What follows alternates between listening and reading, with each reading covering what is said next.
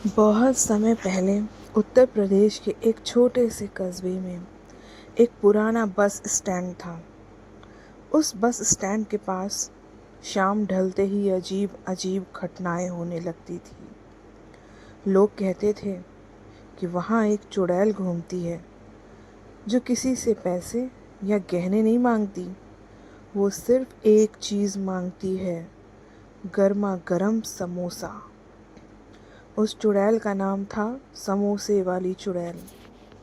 लोग कहते थे कि अगर कोई उसे समोसा खिला दे तो वो हंसते हुए वापस चली जाती, लेकिन जिसने मना किया उसका तो भगवान ही मालिक था।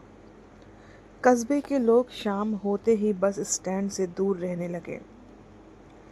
लेकिन उसी कस्बे में पप्पू नाम का एक मजाकिया लड़का रहता था। पप्पू बहुत बड़ा खाने का शौकीन था, खासकर समोसे का। वो रोज़ शाम को बस स्टैंड के पास वाले शर्मा जी की दुकान के पास 5-6 समोसे खा जाता था अकेले। पूरा कस्बा उसे समोसे चोर पप्पू कहता था। एक रात पप्पू अपने दोस्त गोलू के साथ बस स्टैंड पर बैठकर समोसे खा रहा था। तभी अचानक से तेज हवा चलने लगी, बिजली चमकी और दूर से एक डरावनी आवाज़ आई, मुझे भी दो, एक समोसा दे दो। गोलू तो डर के मारे कांपने लगा। उसने देखा कि सफ़ेद साड़ी पहने बिखरे बालों वाली एक औरत धीरे धीरे उनकी तरफ आ रही है। उसकी आंखें लाल थी, लेकिन हाथ में हरी चटनी और कटोरा था।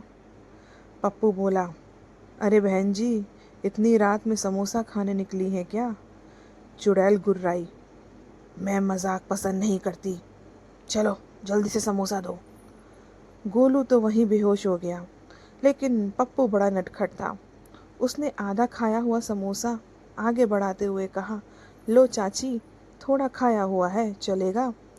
इतना सुनते ही चुड़ैल गुस्से में हवा में उड़ने लगी। उसके बाल सांपों की तरह लहराने लगे। उसकी डरावनी आवाज़ और उसने अपनी डरावनी आवाज़ में कहा, मुझे झूठा समोसा देने की हिम्मत। फिर अचानक उसने पप्पू को हवा में उठा लिया। पप्पू डर गया, लेकिन फिर भी बोला, अरे नीचे उतारो, नीचे समोसा गिर जाएगा मेरा। ये सुनकर चुड़ैल भी एक पल के लिए कंफ्यूज हो गई। उसने ज़िंदगी में पहली बार ऐसा इंसान देखा जो मरने से ज़्यादा समोसे की चिंता कर रहा था। उसी समय शर्मा जी अपनी दुकान बंद करके जा रहे थे। उन्होंने चुड़ैल को देखा तो डर के मारे समोसे की पूरी टोकरी वहीं छोड़कर भाग गए। चुड़ैल तुरंत नीचे उतरी और समोसे खाने लगी। पप्पू धीरे से गोलू को उठाकर भागने लगा, लेकिन तभी चुड़ैल बोली, रुको। दोनों जम गए। चुड़ैल बोली, हरी चटनी कहाँ है? पप्पू ने कांपते हुए जेब से छोटी चटनी की पुड़िया निकाली। चुड़ैल खुश हो गई, वाह, अब मज़ा आएगा। उस रात के बाद पप्पू और गोलू पूरे कस्बे में मशहूर हो गए। लोग उनसे पूछते कि चुड़ैल कैसी दिखती है? पप्पू कहता, डरावनी तो है, लेकिन समोसा खाते वक्त बिल्कुल हमारी मौसी जैसी लगती है। धीरे धीरे लोगों को पता चला कि वो चुड़ैल पहले एक गरीब औरत थी जिसे समोसे बहुत पसंद थे। एक बार मेले में किसी ने उससे समोसा छीन लिया और भूख प्यास में उसकी मौत हो गई। तब से उसकी आत्मा बस समोसे के पीछे भटक रही है। लेकिन समस्या यहाँ ख़त्म नहीं हुई थी। अब चुड़ैल रोज़ रात को अलग अलग लोगों के सामने प्रकट होने लगी। कोई रिक्शे वाला हो, कोई ड्राइवर हो या कोई यात्री, सबसे उसका एक ही सवाल, समोसा है? जिसके पास समोसा होता वो बच जाता, और जिसके पास समोसा नहीं होता उसके पीछे चुड़ैल पूरी रात दौड़ती है। एक दिन कस्बे में नया पुलिस इंस्पेक्टर आया, इंस्पेक्टर तिवारी। वो बहुत बहादुर था। उसने कहा, मैं किसी चुड़ैल वुड़ैल से नहीं डरता। रात को वो अकेले बस स्टैंड पर गया। तभी पीछे से आवाज़ आई, मुझे समोसा खाना है।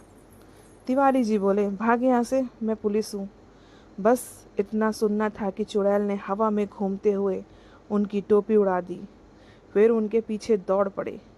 तिवारी जी जान बचाकर भागे और सीधे समोसे की दुकान में घुस गए। तब शर्मा जी बोले, साहब जल्दी समोसा खिलाइए, नहीं तो आज आपका ट्रांसफ़र ऊपर हो जाएगा। तिवारी जी ने तुरंत 4 समोसे प्लेट में रखे। चुड़ैल आराम से बैठकर खाने लगी। खाते खाते बोली, आज आलू थोड़ा कम है। तिवारी जी डरते हुए बोले, कल से पनीर वाला बनवा दूंगा। अब तो हालत ये हो गई कि पूरे कस्बे में लोग रात को जेब में पैसे नहीं, समोसे लेकर चलने लगे। बस स्टैंड के बाहर बोर्ड लग गया, रात 8 बजे के बाद बिना समोसे बाहर निकलना मना है। एक दिन पप्पू ने सोचा कि आखिर इस चुड़ैल से छुटकारा कैसे पाया जाए। उसने अपने दोस्तों के साथ योजना बनाई। उन्होंने पूरे कस्बे का एक सबसे बड़ा समोसा बनाया।